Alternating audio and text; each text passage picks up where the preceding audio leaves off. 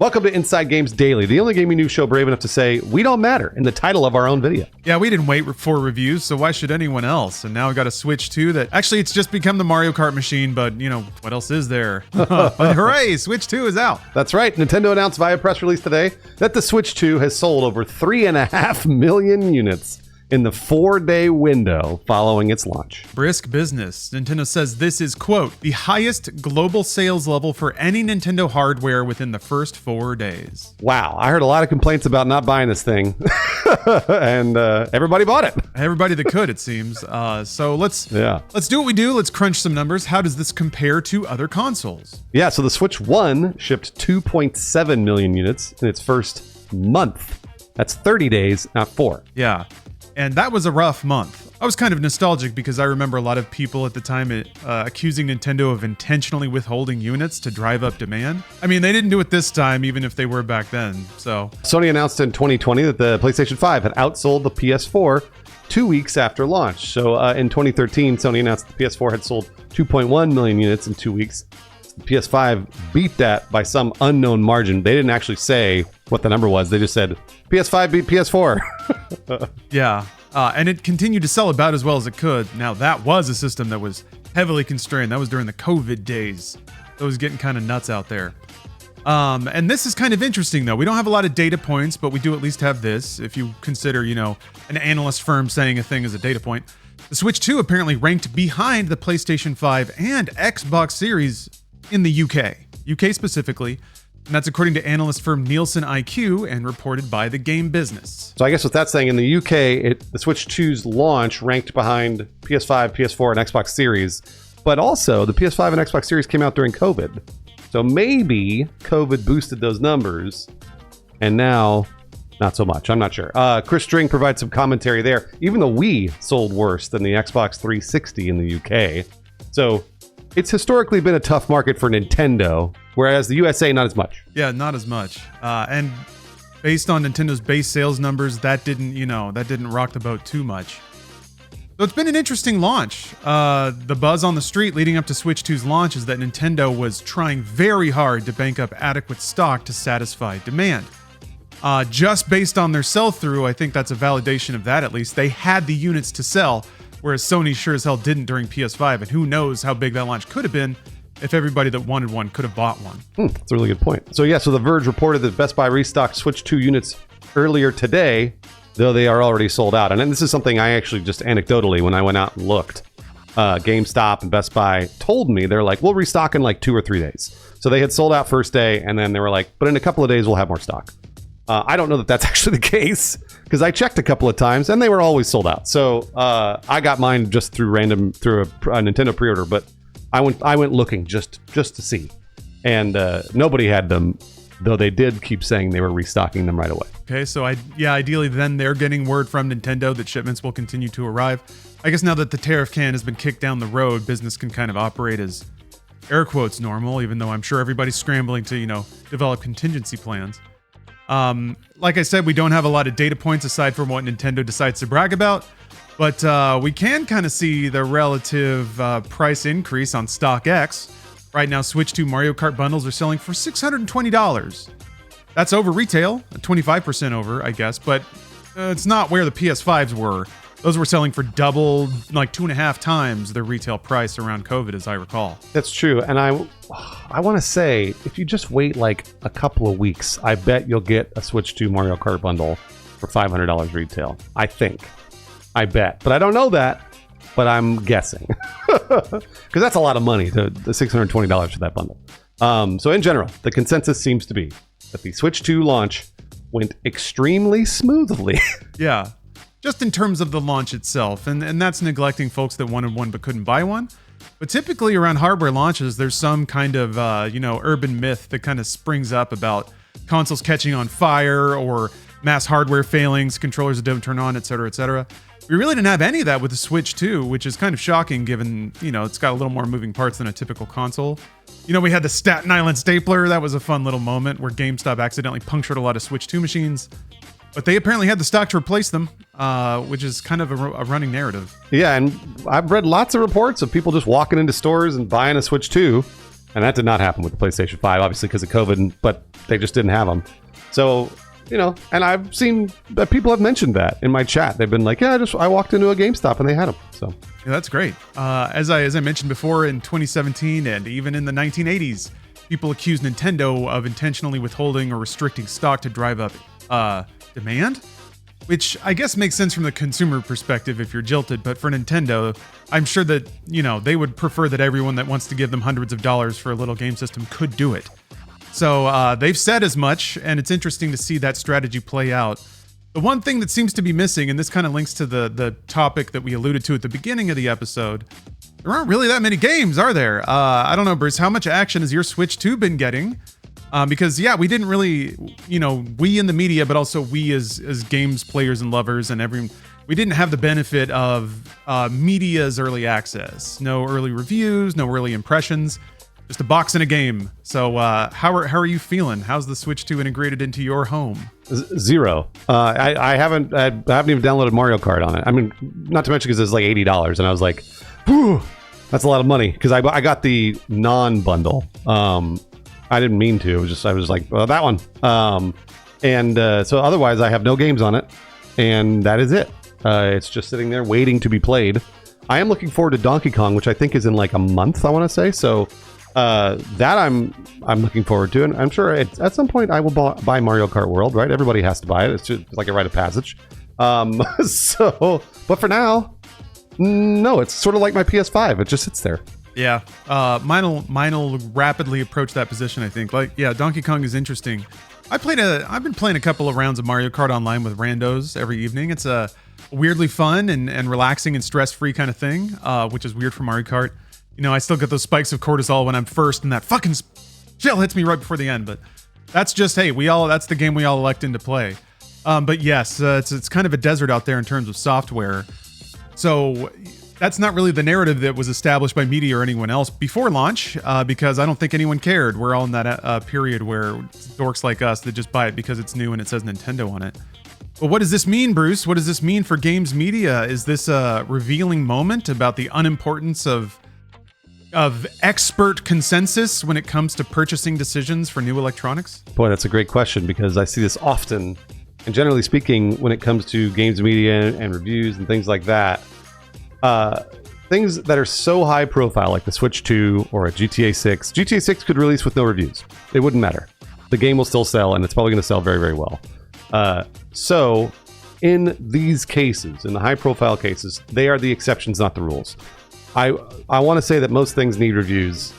And obviously, I would love to have had a Switch 2 review before it came out. But Nintendo knows they don't need it. And they didn't. They proved that they didn't need it. And I don't think that is good for anybody. I really don't. I don't think that that's a good thing. I feel like everybody should have had early access to this. And I think Nintendo's excuse of saying, oh, well, there's a day one patch and our servers aren't up yet is total bullshit. They could just turn the servers on a month early, do the fucking work. So, so they knew that they didn't need the reviews, and they sold a bunch anyways. Also, the Switch, the original Switch, is one of the most popular consoles ever.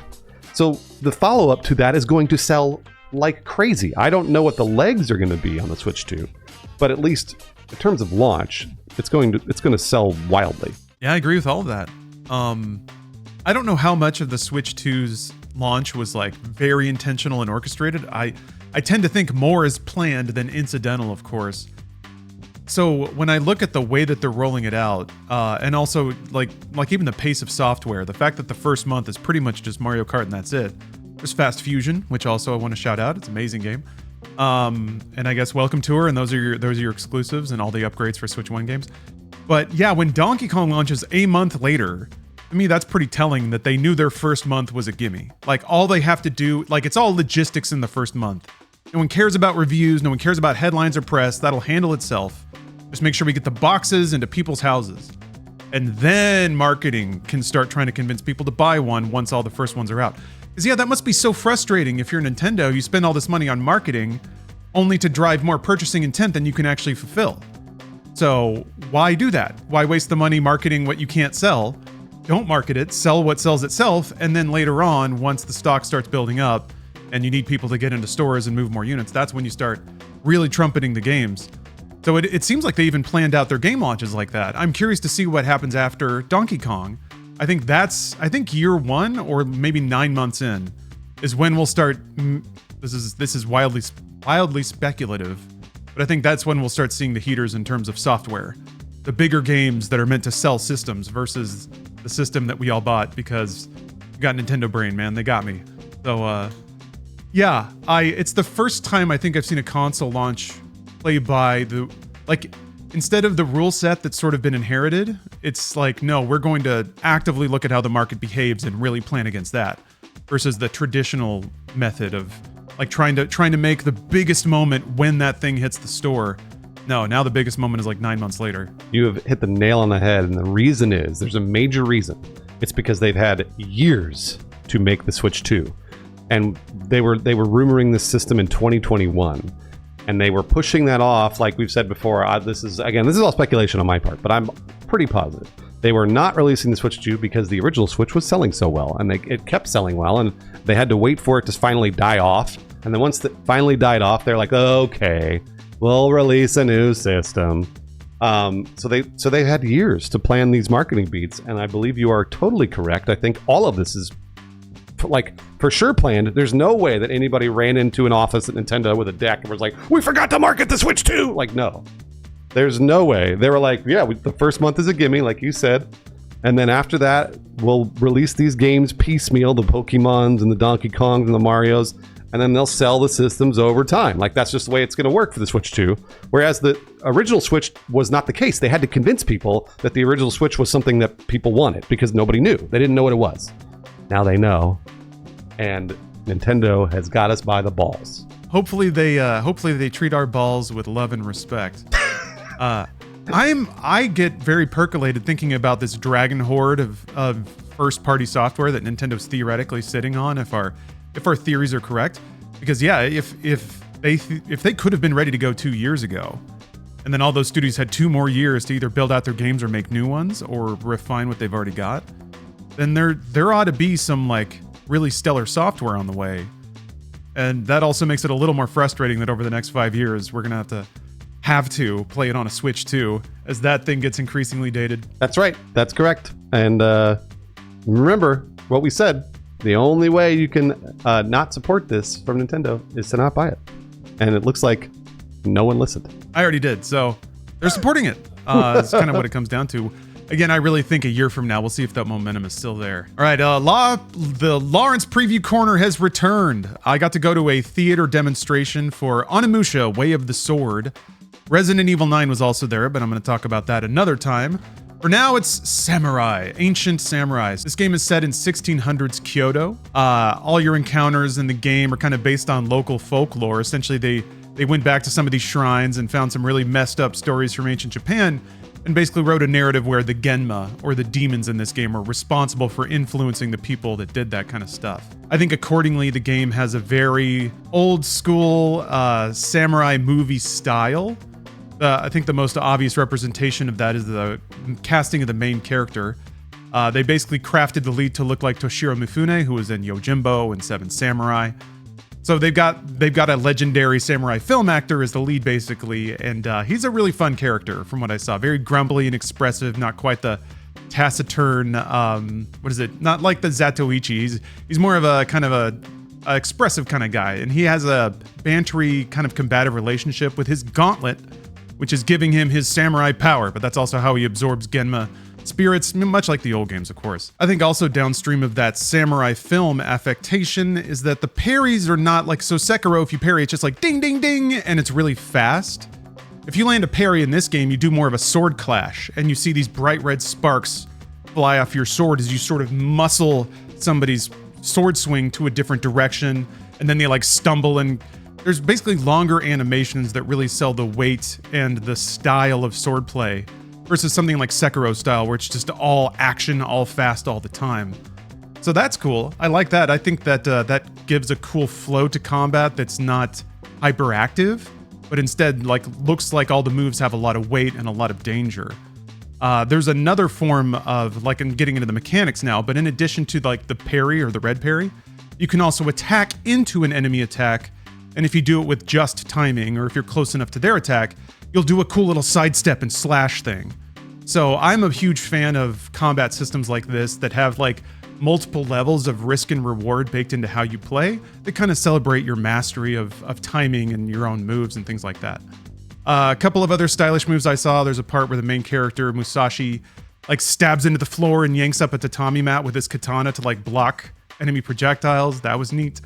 It's also got the classic, like, you do a finishing slash and you kind of hold for a second. The enemy will like slide and fall into chunks before evaporating into ether.